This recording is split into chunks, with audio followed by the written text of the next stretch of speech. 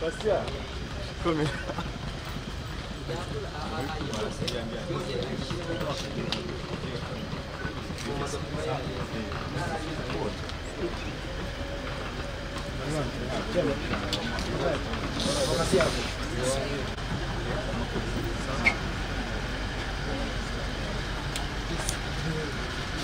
Daqui comercial. Ya, ni bamwe bahanzi bazafasha Janti ndagira ngo mugire igitaramo cyo cyiteguye gute nyuma y'imyaka 15 atari mu Rwanda nyuma y'imyaka 15 wenda atabona u Rwanda uyu munsi ariko aje kuririmbira abanyarwanda ni igitaramo kizaba kimeze gute igitaramo kizaba kimeze neza urebye ibintu bikenewe bimaze kuhaba Janti yarahageze nahageze ubundi zera ko gisigaye n'abantu twitabanye bikagenda neza gospel umuntu akomeje gospel mu Rwanda gospel y'abanyarwanda gospel y'abantu b'abanyarwanda uyu munsi ubona gospel mu Rwanda nabivuze maze n'igihe mbivuga ubifite maze kugera ku ntera indi bashaka kuvuga ko irarenze birebye kuvuye mu Rwanda kugeza ubu urumva ko tumaze gutera intambwe idasanzwe ubona nk'aba Pastia indirimbo zabo ziracangwa ahantu hose so nicyo babwira abanyarwanda twitegura iki gitaramo cya Janti abanyarwanda babwira ko ura munsi azaba umunsi udasanzwe igitaramo bwacu cyitwa hari imbaraga so iyo uvuga hari imbaraga urumva ko hari imbaraga zidasanzwe mu munsi so nababwira ko umunsi azaba umunsi udasanzwe so ntabwo uzaba tuwa yatangiriye muri Leta Zunze Ubumwe za Amerika yatangiriye Canada yagenze gute wari uri hariya twebwe turi abanyarwanda twari turi i Kigali nabo twarebye ko byagenze gute mu ncamake tuwa yagenze neza urebye abanyarwanda muri Amerika no muri Canada ntabwo bari bamenyereye kwitabira ibitaramo cyane ko nta banyarwanda bakuze ku bitaramo ariko urebye abitabye muri inshuro byari bikunze rwego rwo hejuru batangiye kumenyera kwinjira mu bitaramo bishyuye amafaranga yabo usanga ibintu biri ku rwego rwiza so twishimiye cyane intambwe hari imbaraga tuba yafashe Pasi yaje kukwakira Pasi ko icyo waje kwakira baje kumwakira uretse no kuba umuhanzi mugezi wanjye ariko inshuti yanjye cyane umwihariko rero uretse hari imbaraga tuba hari n'ibindi byinshi dufitanye mu projet tuzakorana hano muri urugendo rwe ari hano urakoze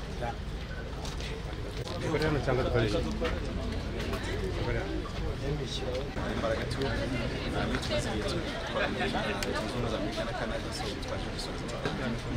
ufite igihe kigana iki mu Rwanda afite ibyumweru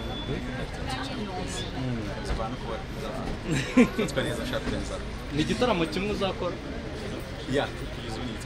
nta cyawe bwite uzakora uretse iby'umuziki n'izindi gahunda nawe uteganya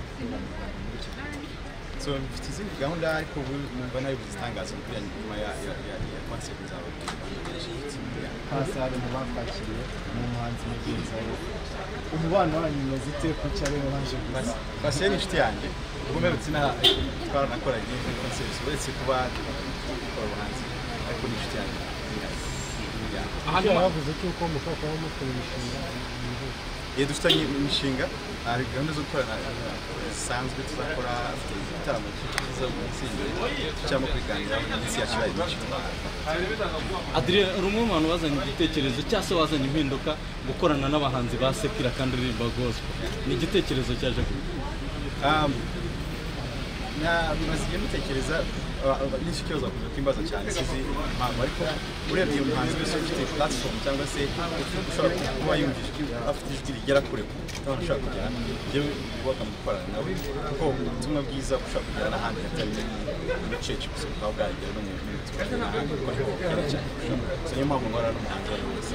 nk'umukristo ubona bitakwikira ariko ubutumwa nashaka kujyanye sinshaka gukora amafaranga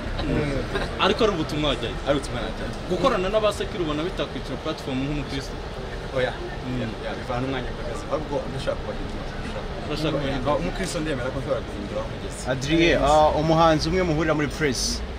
muhuriyemo Meddy kuri ubu ngubu inkiko ziramukeneye wabyumvisha ute wowe ntacyo bizeho cyane Adrien ubwo ejo bundi Janti yageraga aha yavuze ko uri umuntu yigiraho byinshi umugira inama wowe umufata gute ubundi Gentil uretse kuba umuvandimwe ni inshuti yanjye dukorana mu bintu byinshi ariko akarusho nuko ari umuntu usanzwe nafasha no mu busanzwe muri production ya music so afite ubuhanga mu byo akora afite n'ubumenyi bwinshi so twigiraho byinshi cyane. atubwira ubundi mupfana. Gentil ni umukazi ikinyarwanda sinzi umuvandimwe bakunze kuvuga ko muvukana. ya turavukana turavukana kuvukana byo byaturutse narabanye cyane. ya twarabanye n'ubu turakorana cyane ariko n'ababyeyi bacu baravukana. akoze cyane. So, yungi hey, how are you?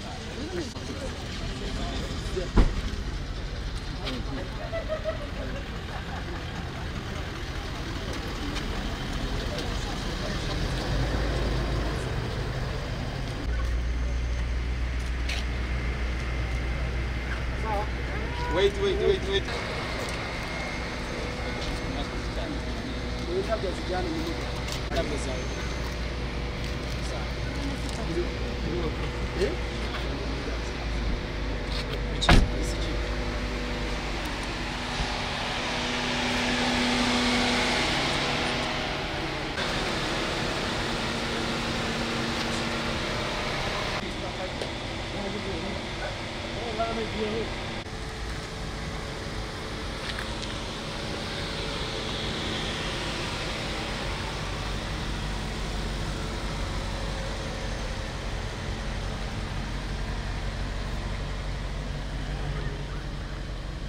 Nasikuhaye sene